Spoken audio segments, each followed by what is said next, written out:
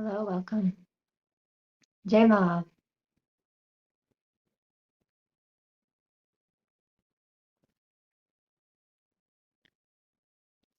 Beautiful.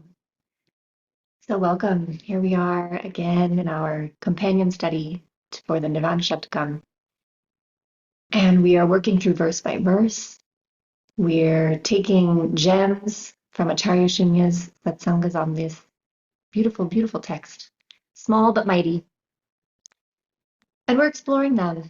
And we're taking those word by word. We're letting each word kind of land inside of us, and we're noticing how that leaves our inner landscape shifted and changed. And so together we're also taking time to really sink in to that awareness of these teachings.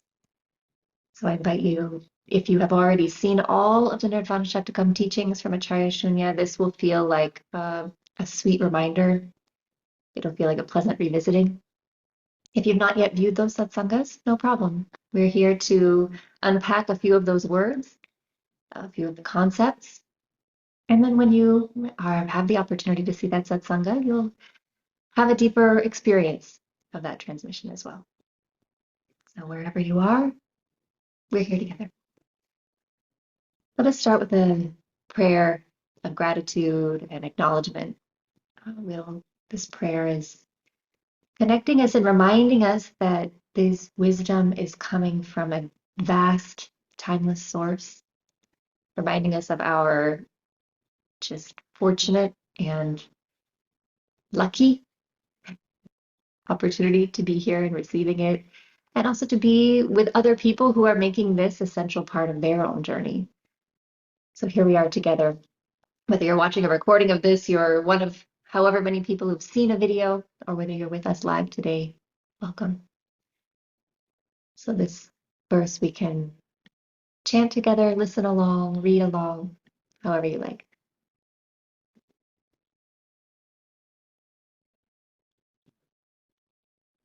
We begin by giving gratitude to the teacher, our teacher who first gave us this wisdom. So we're recognizing Acharya Shunya and her father, her grandfather, great-grandfather, and the roots of this lineage of wisdom. Meet me on an inhalation. Om Shri Gurubhyo Namaha. Om Shanti Prakashaya Namaha. Om Ayodhyanathaya Namaha. Om Shunyacharya Namaha. Om Atmatattvam Namaha. Om Vidyatattvam Namaha. Om Suryaya Namaha. Hari Om Tat Sat.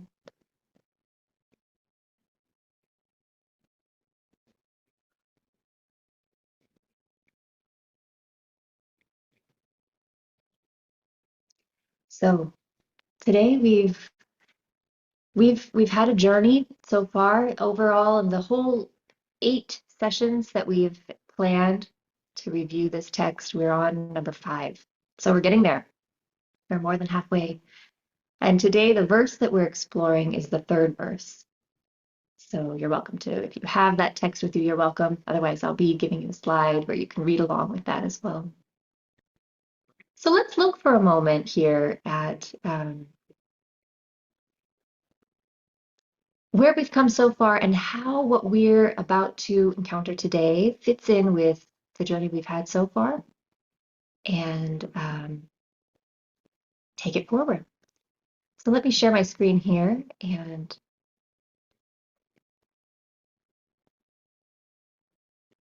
great. So here we are, and we're stop this share and just make sure I've got your right file for you, because I want to give you the text that we're ready to explore today. Yes, okay. All right, so we're here. So far in this verse 1 that we looked at, that invited us to investigate all of our subtle equipment. We looked at the mind, the intellect, the ego, our perceptions of the world around us in verse 1, and we negated those as not the self. And then we looked at the gross equipment we have, the more tangible parts. We looked at the body and its tissues and its activities and its movement out in the world. That was verse 2.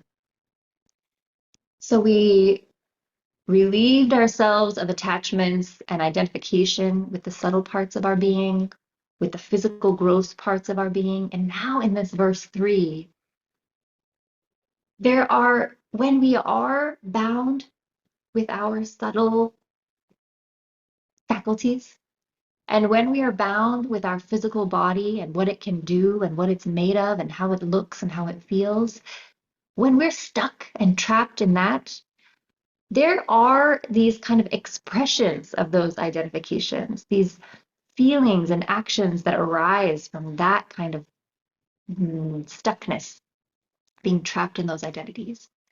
And so verse 3 says, let's look at those and let's also release ourselves from that bondage, release ourselves from uh, that trap, that cage we've got ourselves stuck in. And when I think of this setup that we find ourselves in with the identification with the subtle and the gross, there is this image that comes to mind, and that is of a pressure cooker. This suffering that we see inside of samsara, it's a kind of pressure cooker that gets created when we're identified with anything other than the self. So kind of what happens is we have our subtle equipment. We have the mind and thoughts and the memory and the ego, and those are all inside of us pressing out. The senses are trying to get out and touch and grasp the world. The mind is projecting itself out into the world. The ego is creating this idea of itself that it wants to present and show to the world. So there's this outward pressure that happens from our subtle faculties. And we want to find our joy, our power, our bliss, our meaning, our purpose is all out there. And so there's this outward push.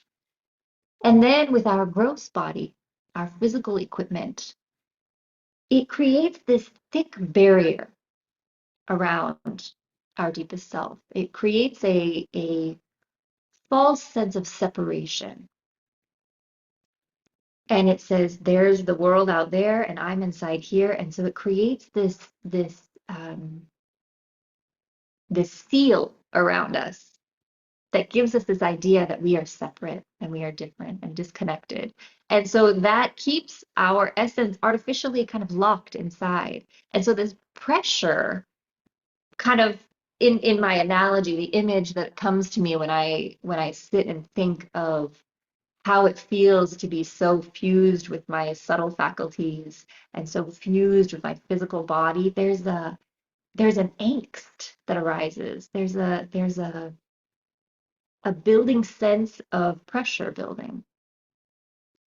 And then there are these vapors that we off gas. When that pressure builds, there's like this vapor, this smoke, this gas that kind of emerges from us. And that thing that is spouting out is what we're negating inside of verse 3.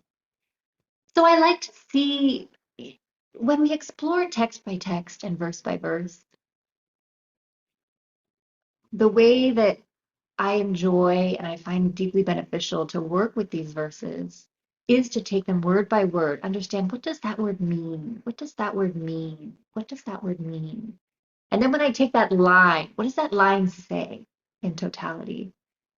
And when I layer in my other knowledge, the other context that I've learned from my teacher of what that word implies in a larger sense, what understanding do I have?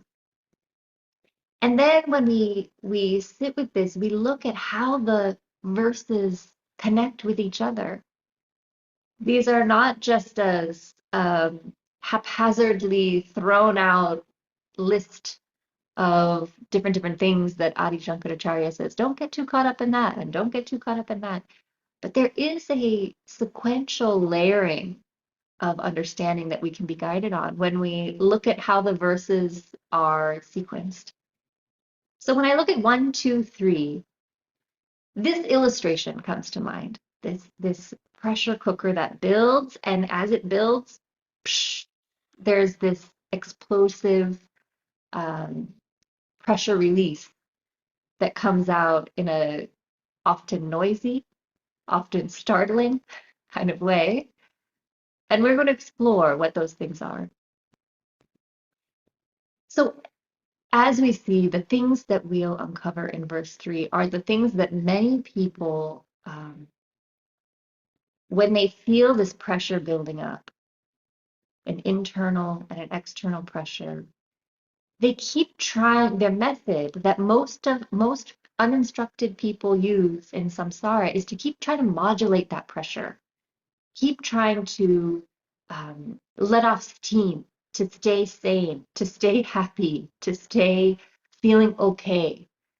They just keep letting off pressure and then again closing back up. But we, as students of this very different kind of wisdom, we're taking a journey of removing that lid, of saying there is a volatile, pressurized situation happening in samsara. And yes, I can release the pressure now and then to survive, but I'm curious about what happens when I remove that lid, when I discover that I'm not actually encased in that anymore. What happens when I remember my wholeness, my freedom, my bliss? Um, this is the kind of journey that we're walking. So let's look at this first. Let's look at this outline or this next step that Adi Shankaracharya takes us on. Here are the words. It's written here in the Devanagari and transliterated phonetically, and the next slide will have the meaning. But essentially, the verse goes like this.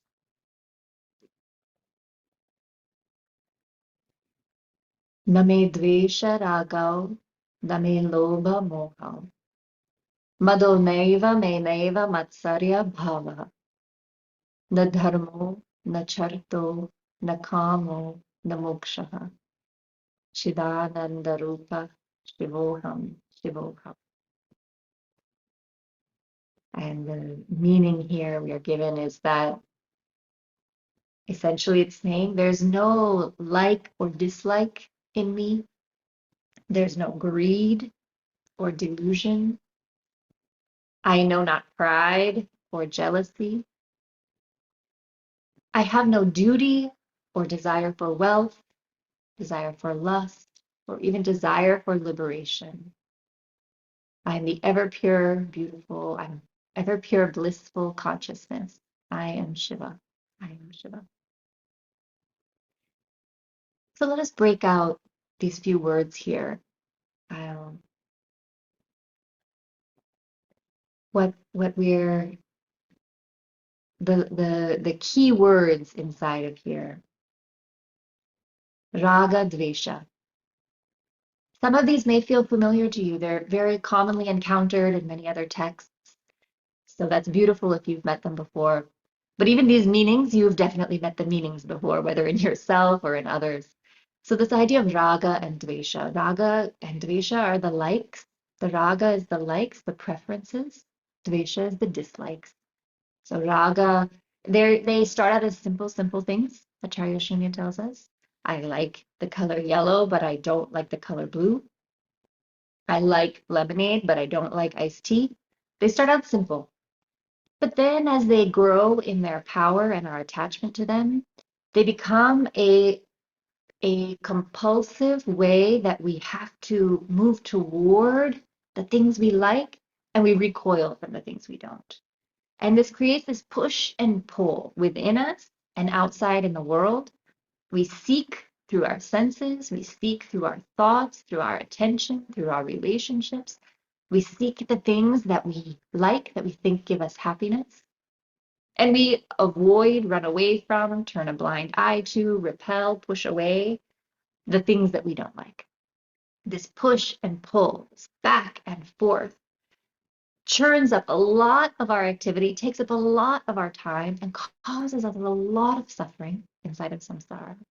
So Adi Shankaracharya is saying, I am not this push and pull. I'm not my likes and dislikes. Lobha, greed.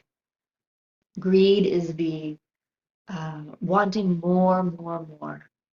The idea that we can never be satisfied, we can never have enough. And part of that is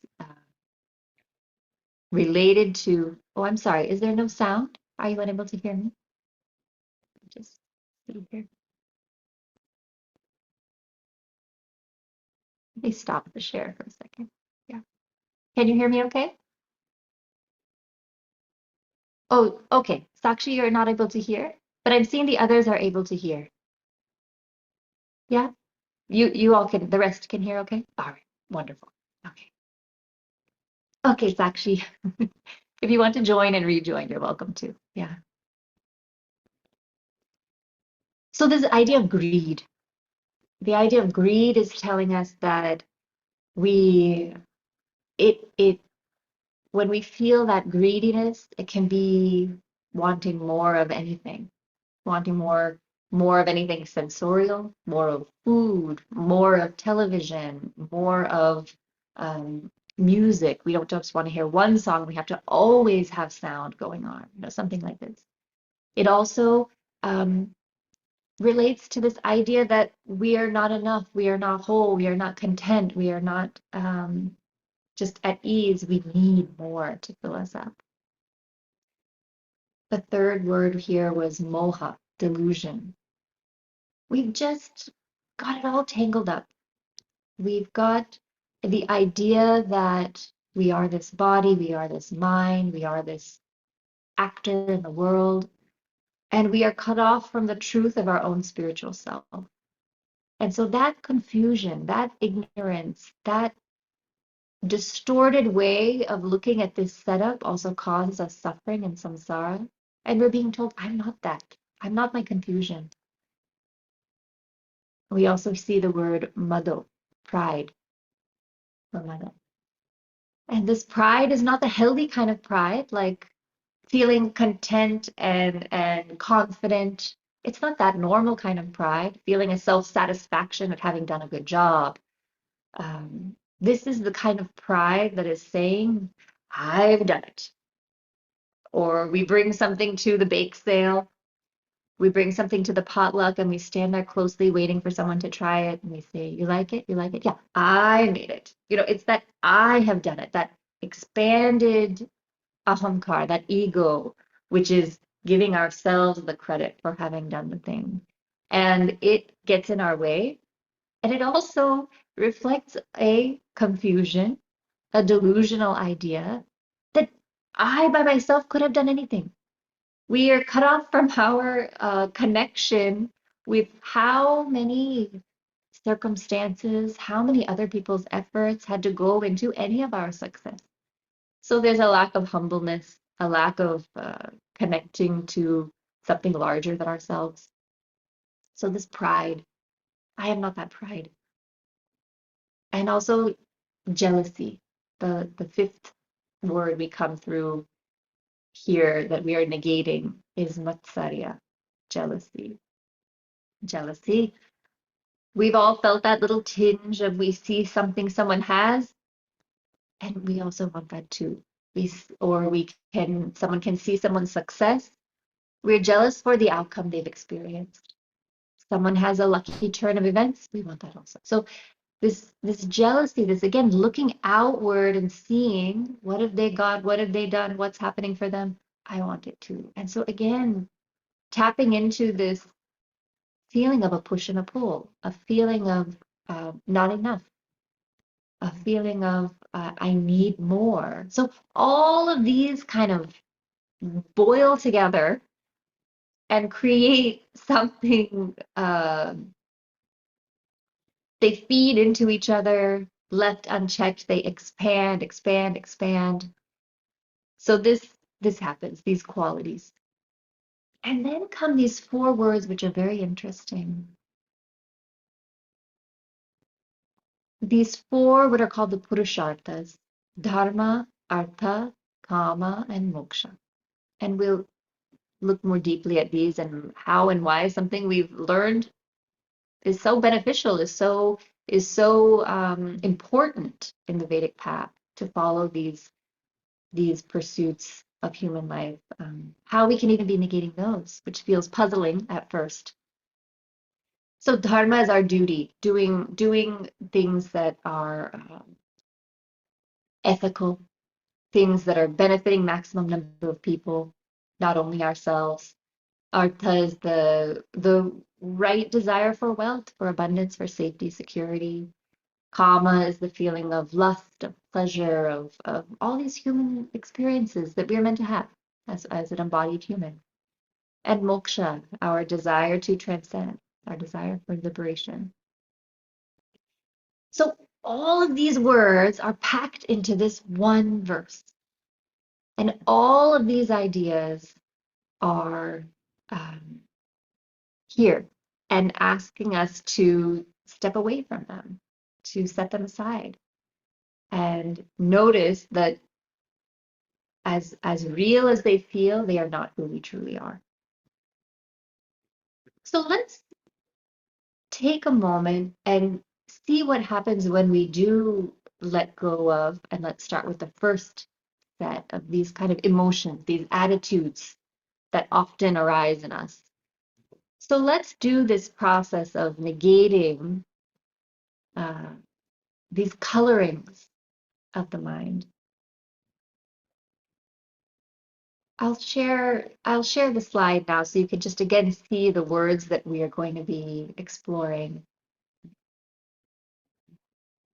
These are these things that are coloring both our inner landscape, both how we feel. We become consumed with that likes and dislikes, our greeds, our confusion and delusion, our pride, our jealousy. We can become consumed with them. We can also view the world through them. Everything we see is filtered through this idea. Do I like it or not? Does it wound or bolster my pride? They become this lens through which we view the world, which again distorts our understanding of ourselves, which again hides our true essence from us. So they become that kind of coloring, and then again, we act from them. When our inner world is consumed with these, when we are filtering everything we perceive about the world through these, they then become the root of our actions, which is just a hot mess. There's nothing but suffering for ourselves and for others when this happens. And so it's critical. It is critical that we let go of these and be free of them. So let's take a moment to sit with these, and you may see this list of things. We're speaking here to a community of people who are conscious seekers, who are on an inner journey. So you may think to yourself, no, I don't think I have much of that. That's not such a big one. But this text is inviting us to come with a laser sharp focus, compassionately, non-judgmentally, very detached, just to observe. So I'll invite you to simply observe without feeling like you need to give any value judgment to what you explore inside. So let's find our freedom here. Go ahead and find a comfortable seat for yourself.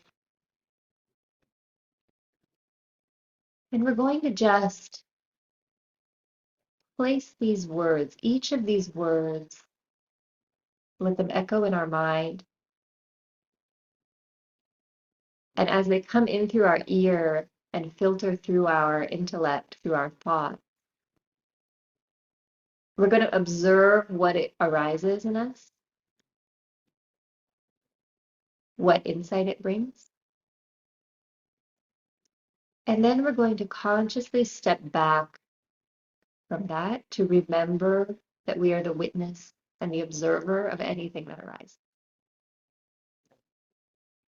So take a few breaths, let your body relax, and let the mind soften.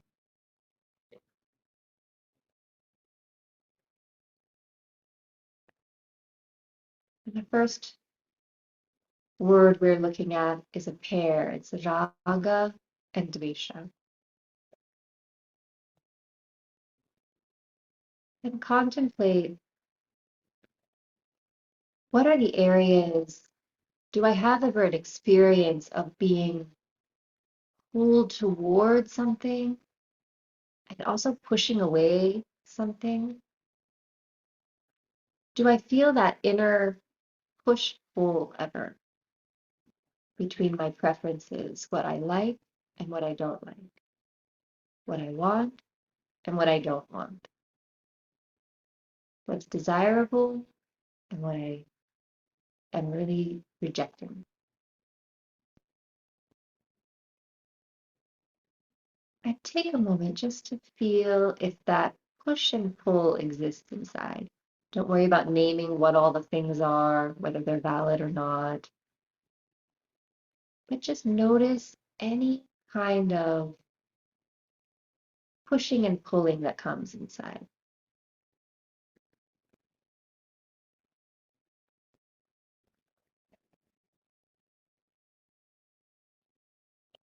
And as we notice that inner push pull that happens, could be big, could be subtle. Remember that I am not that inner push and pull. I am not the things I'm attached to or averse to. I'm the witness, the observer of these inner push and pull. I'm the self, I am Atma.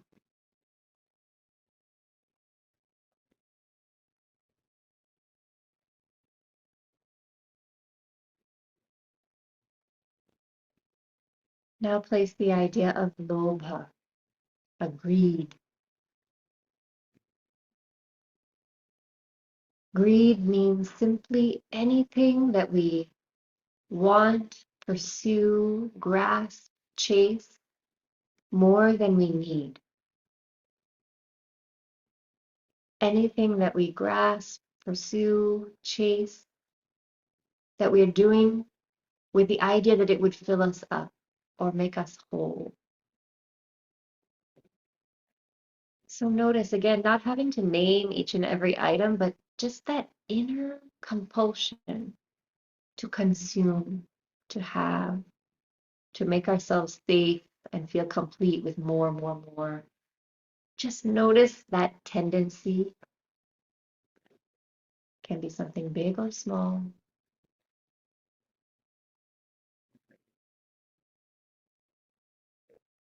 And bring your gentle awareness, a witnessing awareness, without judgment, without storytelling. Simply observe that that is there.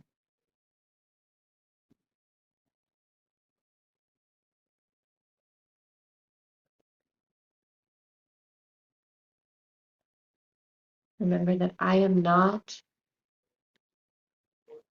this greed. I am not my grasping. I am content, whole, and complete.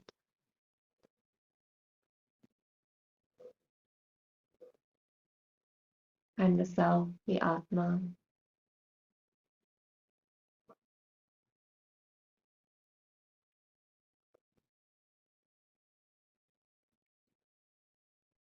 Bring awareness to any sense of delusion, moha.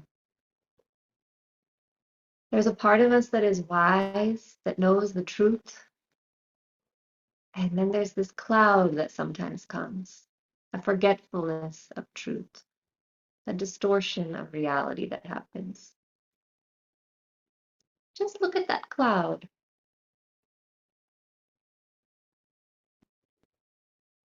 Maybe you're feeling very clear right now, but there may be moments of other days where you do feel clouded, forgetful, confused. Simply witness and observe that state of delusion, that feeling of moha,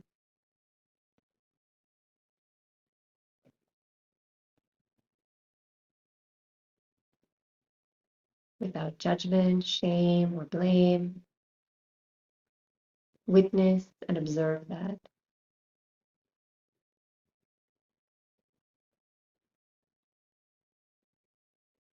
And know that I am not that. I am the self, ever pure, ever free, ever clear,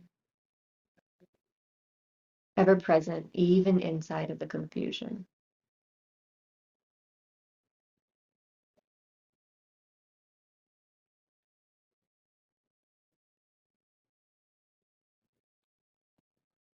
Now bring awareness to any sense of excessive pride, this muddle, excessive pride,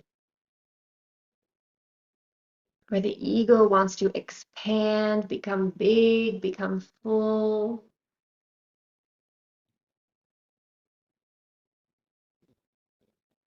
where we feel our value, our purpose, our existence relies on how inflated this sense of prideful ego can be.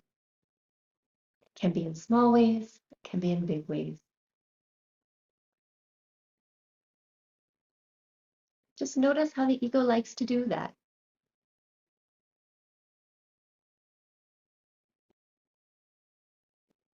And know that that tendency comes from the confusion that our value, our merit, our power comes from approval from the outside world, accolades from the outside world, claps and applause from the outside world.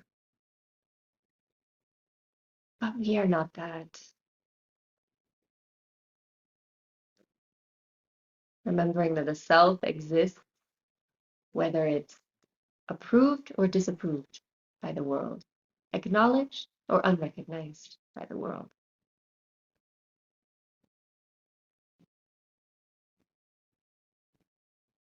The self needs no support.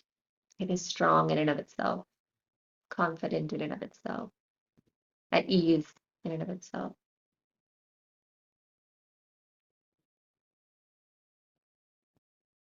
Bringing awareness finally to the idea of vatsarya, jealousy, coveting the success, the achievements, the objects, the relationships, the life circumstances of others. Gently noticing without judgment, without story, the gentle pin pricks we sometimes feel of wishing we could be, have, do what others be, have, do.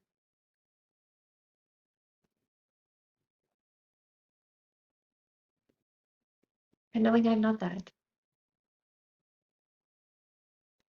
I'm the self, full, abundant, overflowing, expansive.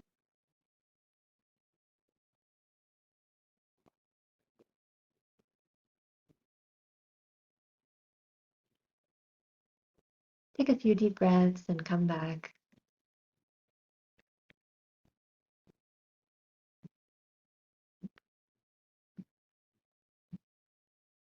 Yeah, beautiful.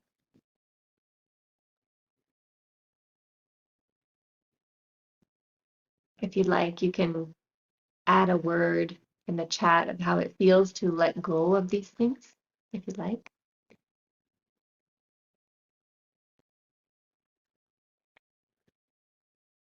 There's a few outcomes of this practice.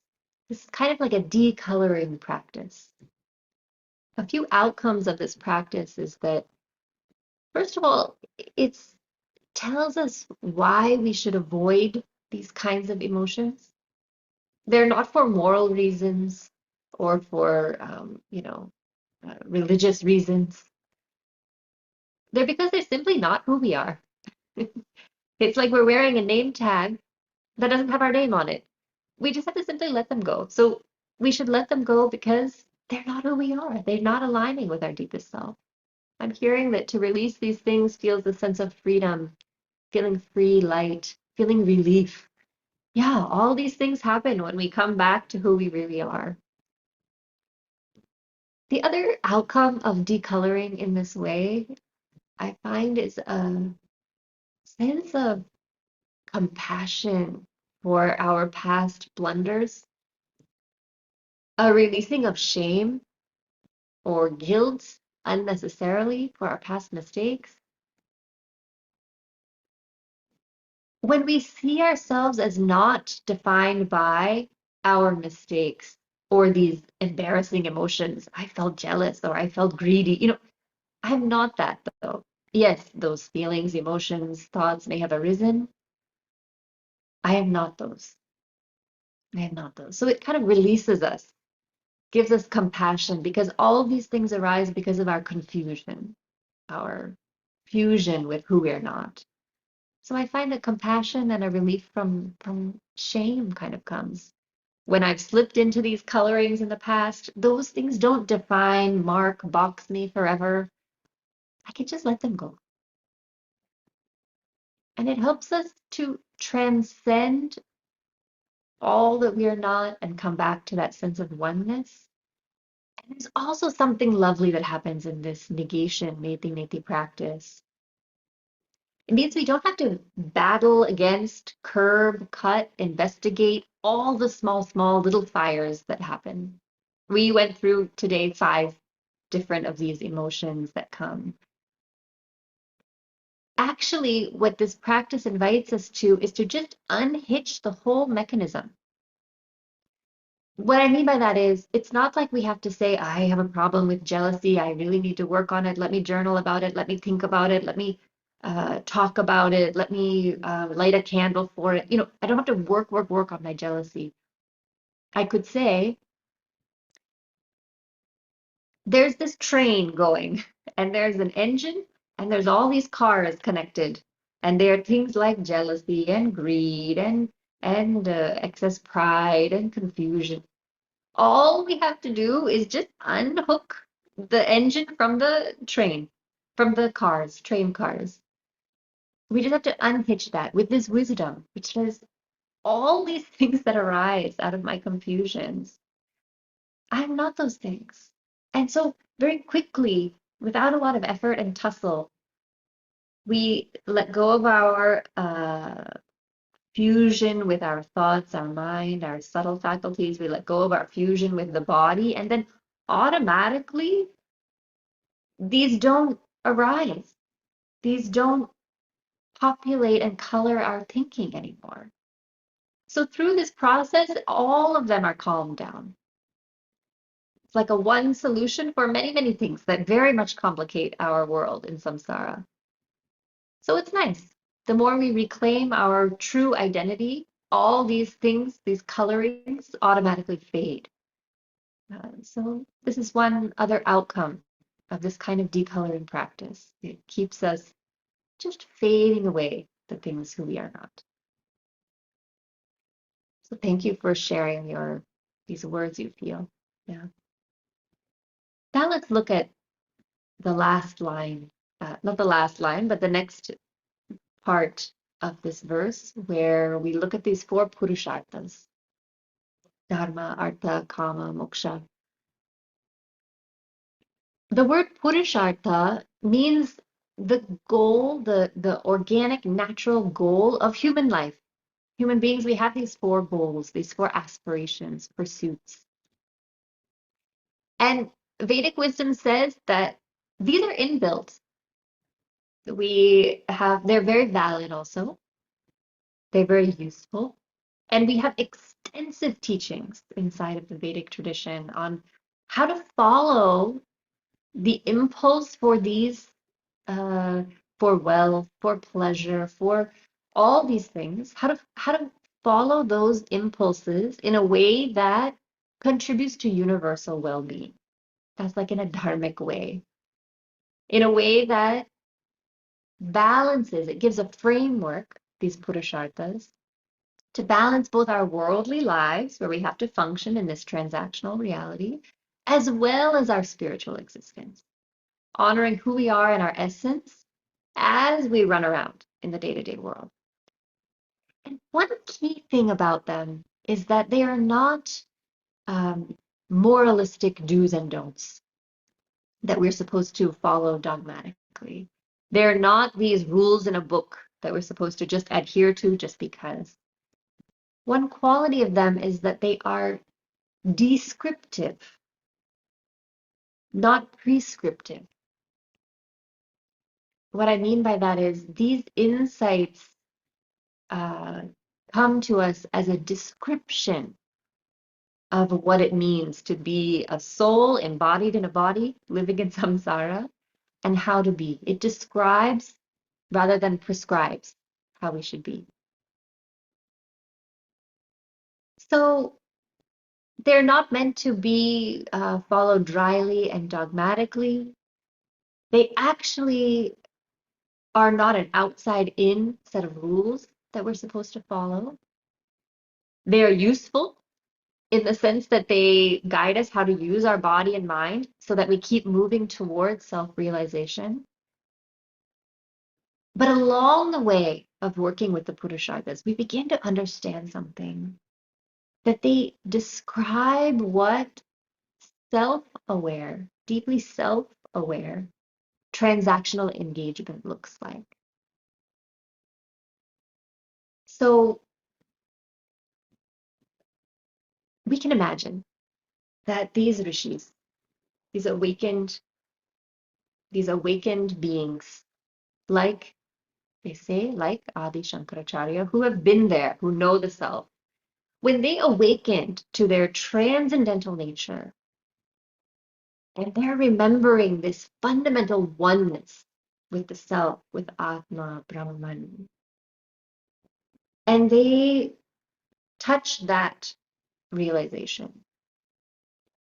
And as they begin to walk back down to the transactional reality, when they open their eyes back inside the dream of this samsara, when they again feel themselves contained by the limitations of the body, when they are again functioning through the subtle faculties of the mind, this question would arise for them, which is, as I descend to acting from the transcendent to acting in samsara, what are the values that naturally arise, that are naturally revealed from within me? How do I want to behave in the world so that I'm in alignment with my self-aware nature? And when they ask themselves that question, the best they could come up with to describe these naturally arising values as they come into this transactional reality was the Purusharthas. These Purusharthas describe for us how to behave like the divine incarnated on earth. So that's why we have such reverence for them. That's why we give them such importance and such careful consideration. So the question arises, here we find in verse 3, Adi Shankaracharya is saying, I'm not the Purusharthas. So if these Purusharthas are so useful, such incredible ideals, then why should we negate them? I mean, jealousy, we see why. Greed and pride, we see why. But Purusharthas. So here's that is worth contemplating, because it's again placed there for a reason, for a teaching for us. What happens is eventually what they say happens is that the Purusharthas, the pursuit of these four human goals, they organically fall away. once we arrive at self-realization. So once we've awakened to the self, we no longer need these guidelines to hold our thoughts and actions up against. Uh, it's not possible to engage with transactional reality in any other way. So they become kind of like a moot point at that point. When self-realization happens, anyway, we'll be organically acting this way, so no need to name it. And remember also that this text is coming from a realized soul, to not someone who is in progress, not someone who's working toward it, not someone who's cleaning up their thoughts and purifying their body, but for the benefit of us on this journey. They're reminding us so that we know the peak ahead. We know that the Purusharthas aren't the be all end all. There's a place beyond them. So this is useful for us as we're mapping out our journey as seekers. Yes, right here, right now, in process, I value the Purusharthas, I follow them, and I will one day transcend them. That's part of it. So there's it's not meant to say those of us in progress, we should just forget about it and live in a wild west of the world without any grounding and understanding and modulated pursuit of these valid human goals. It's saying there comes a point when they're no longer needed. And also they're even even here when we see this goal of moksha, the goal of freedom, that all of us along the path right now we are working toward. We have a thirst for it, a desire for it, a desire to know the self and be free. Those experiences of feeling lightness, freedom. We're wanting that. So that's motivating us. We're moving forward. We're arranging our thoughts and our lives in such a way that supports that movement toward self. But when we negate the Purusharthas, it's pointing out to us at some point, even the idea of a journey becomes a distraction or a hurdle that separates us from experiencing the self, experiencing truth. Because as again, each verse, Adi Shankaracharya reminds us, we are already that self. We don't have to go anywhere, do anything, be anything special. We already are. So that yearning for liberation itself can subtly become a barrier. And we'll explore this more deeply. He really pinpoints this in a few verses. But the journey leading to that yearning satisfaction eventually gets wiped away itself. Even the pursuit of moksha has to step aside once we finally settle into this awareness that there's no freedom needed. I am free. I am Shiva. Shivoham. Shivoham. So even if, again, we are on the journey, we are in process, we are working toward it, even if we aren't ready to let it go now, hearing this insight from a realized person means that it's important for us to note their report from there to prepare ourselves. It's a reminder that at some point we shouldn't get caught even up in what's beneficial in sustaining the transactional world when we're headed toward ultimate transcendence. I want to pause here for a moment and let that filter through. And then we'll take a minute to again recognize each of these Purusharthas and set them free and differentiate ourselves from them. But this idea of Purusharthas,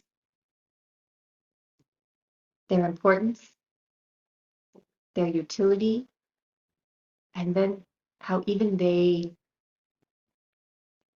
are negated in this process. Just let that land for a moment.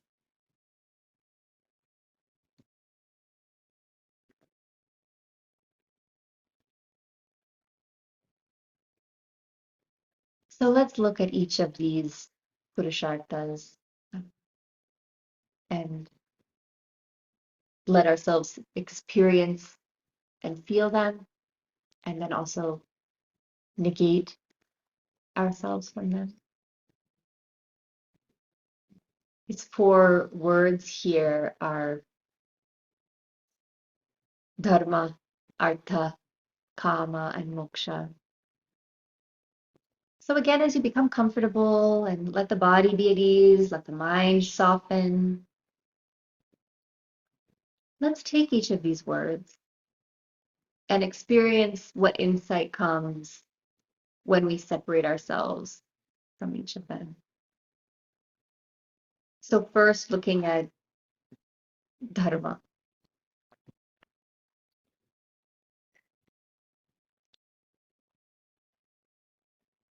we can say that I know that the self in me and the self in the other are one. And my actions are rooted in honoring the one self present in all beings and in nature. And dharma guides the body, mind, and senses to act with intentions of the universal and highest good.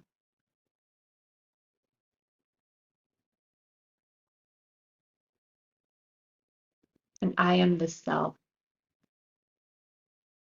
I am the presence that is witnessing all dharma and adharma. As I step back into my witnessing presence, I release my grip on dharma.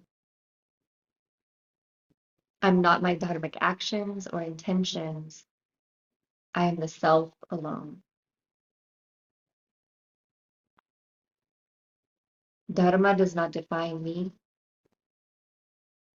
It's an organic expression of my deepest self.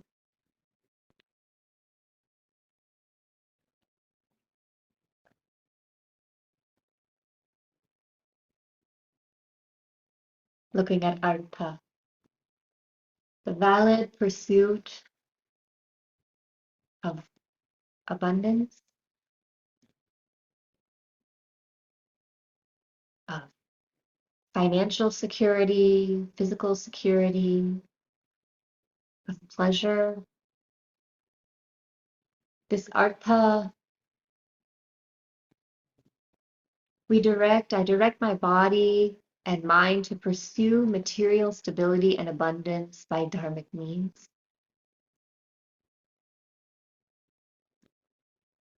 And health and well-being flower in my body and mind.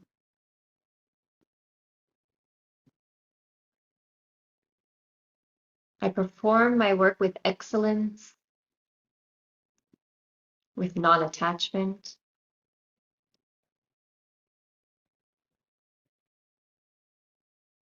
But I am not the pursuit or achievement of artha. I'm the self. The self exists in wealth and in poverty. The self exists in abundance and lack of abundance. I'm the constant witness.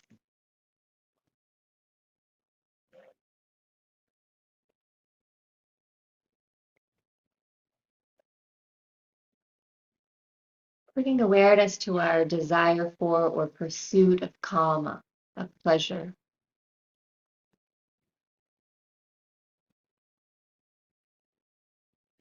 I am free to enjoy the pleasures of this world.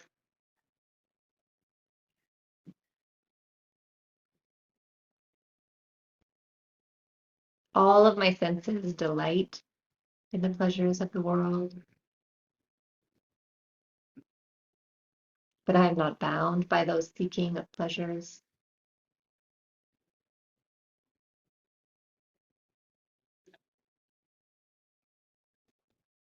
Pleasure doesn't add to my joy, it's an expression of my joy of the self.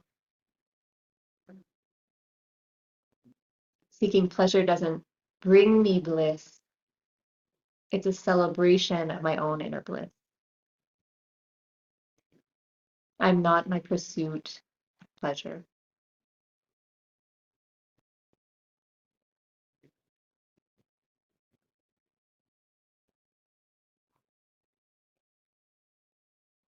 And our quest for moksha, for liberation, my desire for liberation is like a compass. It orients and organizes my life journey.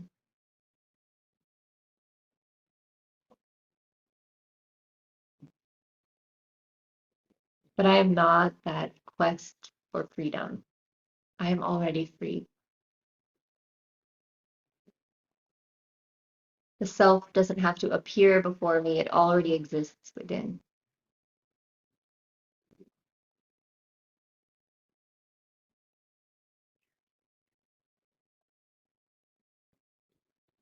I can come to rest within my deepest self at any time.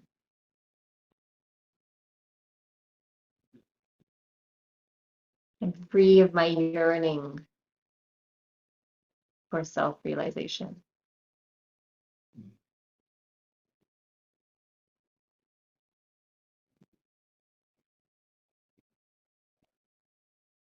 Deepen the breath and return back to the room where you are.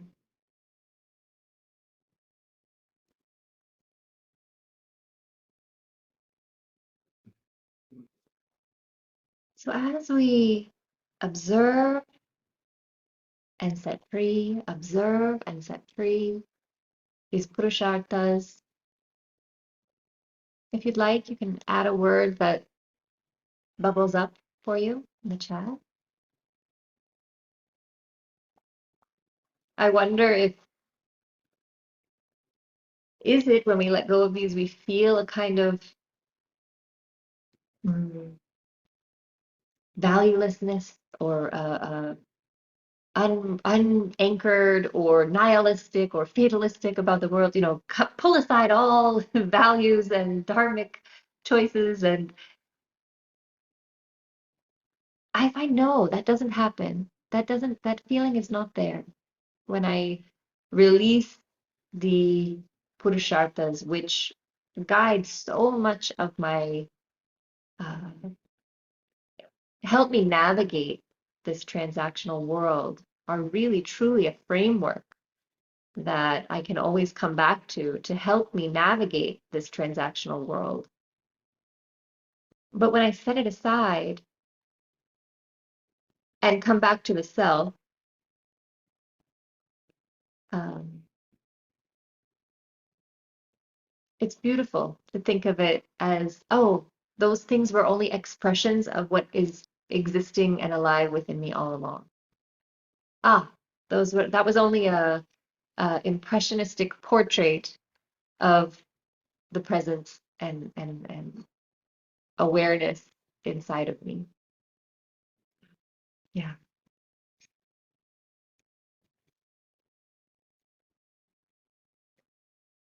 So this is the journey of verse 3. This is the journey of verse 3. We observe the expressions, we observe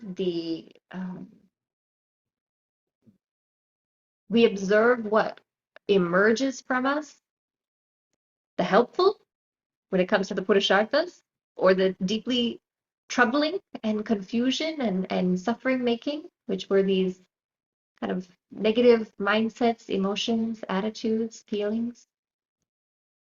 All these things emerge from us when we haven't done the work of the first two verses of separating out from the mind, separating out from the body and its actions. So now we're looking at kind of the symptoms, the expressions, and we're saying, ah, yes, and I'm not those also. So this is our journey now. And so as we come full circle, this verse has this beautiful refrain of that reminder of who we are. And so I invite you to come back to that awareness. We've let go, let go, let go. And then we are again reminded that that Chidananda Rupa, Shivoham, Shivoham. I am that pure consciousness, awareness. I am that Shiva, that auspicious and self-effulgent and just orchestrator of all of this. That's who I truly am. That's who I really am. So we keep coming back, back, back to that Shiva awareness, that consciousness.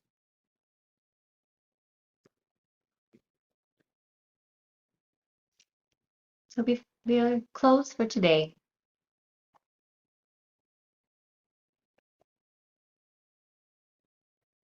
I hope this journey is giving your mind something to do, giving your heart something to do, is bringing new insights from within. And we'll continue to meet and explore this together. I welcome your contemplations or your shares on our community forum. You're welcome to bring questions there that we can explore in the future. So for now, let us close with our closing prayer.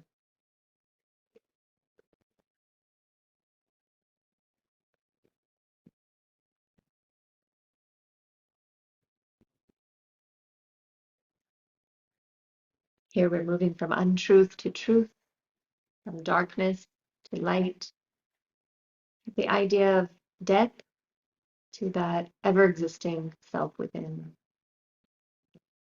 And join me with an inhalation. Om Asato Ma Satgamaya Tamaso Ma Jyotirgamaya Mrityorma Amritam Gamaya.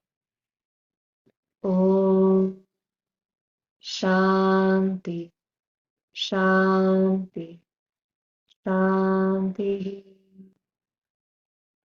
Om peace, peace, peace. Jema. Beautiful feeling of love. Yes, let's carry that with us. Thank you, Sakshi. Take care. We'll meet again.